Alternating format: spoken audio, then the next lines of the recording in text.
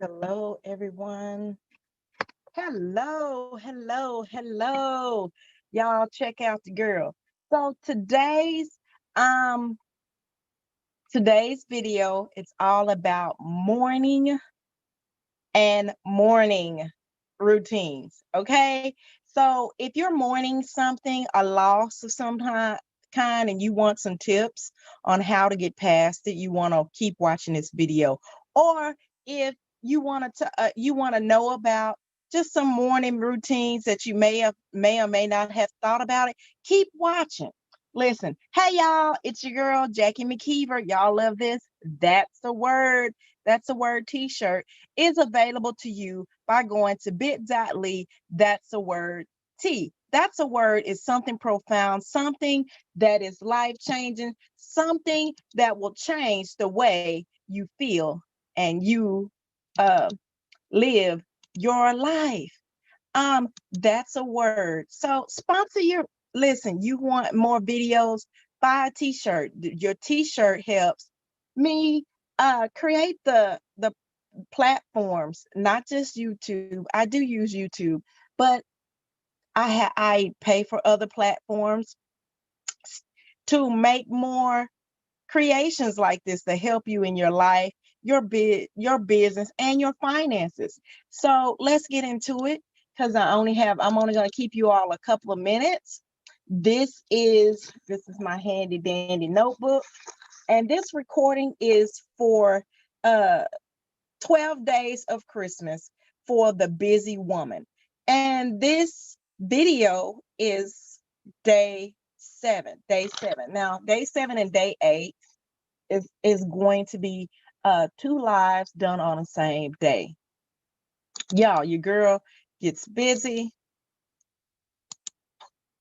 gets busy, and it is what it is. We have to work around our schedule. So I'm going to start with morning routine. I'm only going to give you all 3 examples of it. 3 examples of it.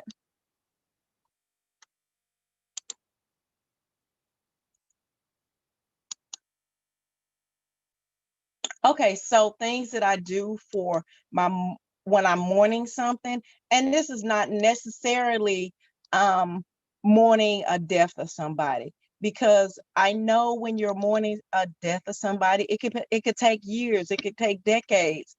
Um, I, for instance, I mourned my son that I had lost. It took me 12 years before I could even say his name. So when I talk about mourning, I'm not specifically talking about mourning a loss of someone who had passed, but sometimes we mourn other things. Like when we're changing our lives, sometimes we mourn that comfort zone that we're leaving. So here's some tips. So some great tips. I'm only giving you 3 for that. Number 1, I give myself time, and I'm looking at my notebook. I give myself time to mourn. Generally, depending on what it is, it's generally like uh in between 1 to 3 days. In between 1 to 3 days, to just cry, just to release the way I feel, and just know that what I'm feeling is it's okay to feel the way I do, you know? So I give myself a couple of days to mourn. Then after that, at day 4, what I do is I start evaluating how I feel. Like, why do I feel attached to that thing? Why is leaving that thing behind so devastating to me?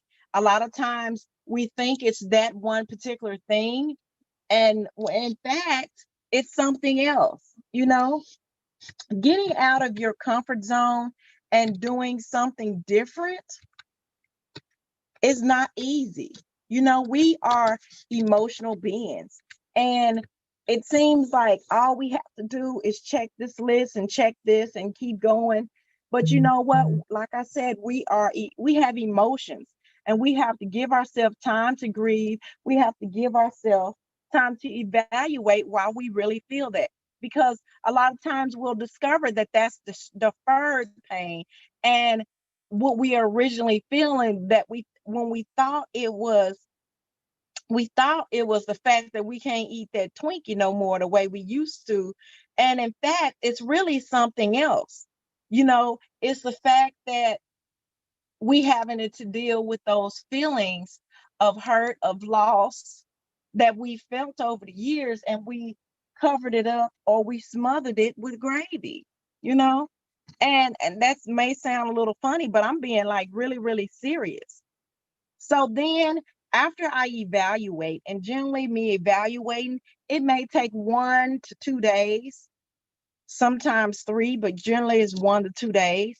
Then then the next day, which is technically day 7, I start planning, and I give myself a day or so to plan, just to make sure that I'm making my best decision toward getting out of that mourning stage of what I feel like I may have lost.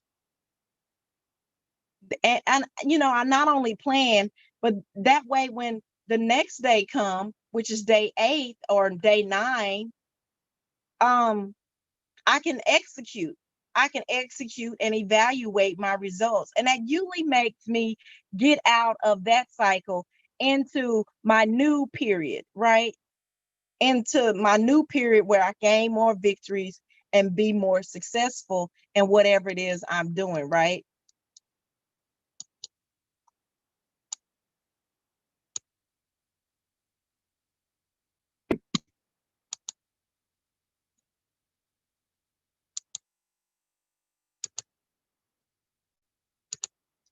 So, for my morning routines, my morning routine, just my everyday routine is totally different, right? It's different. So what I do in the mornings is generally even before I get out of bed, we're talking about morning like the day. Even before I get out of bed, the first thing I do is prayer and meditation. And forgive me, I really need to drink some water, but I'm gonna try to get through. I'm almost done. It's prayer and meditation. Now, here's the thing. Sometimes people think that their prayer or meditation has to be like an hour or 2 hours or 5 hours to be effective. And that is not true. You know, um, you do it based on how much time you actually have for that thing. Like if all you have, if all you have is 5 minutes, then you do 5 minutes of prayer and meditation. Whatever it is you have,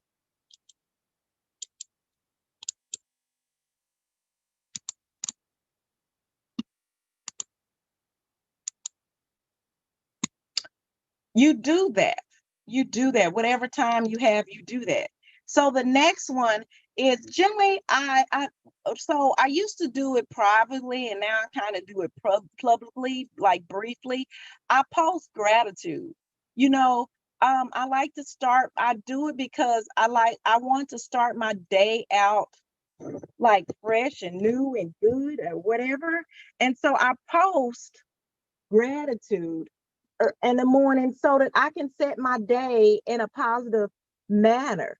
Posting gratitude, saying what I'm thankful for me, it helps. And I believe for anybody else, for the busy woman especially, it helps start your day out right. You starting in the beginning with something positive.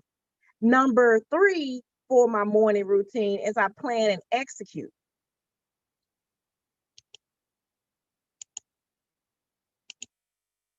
Plan and execute. So my days may be different, but the reason why okay, so I told you all in a previous broadcast that I do a weekly to-do list. This is the things I'm gonna work on completing for this week, right?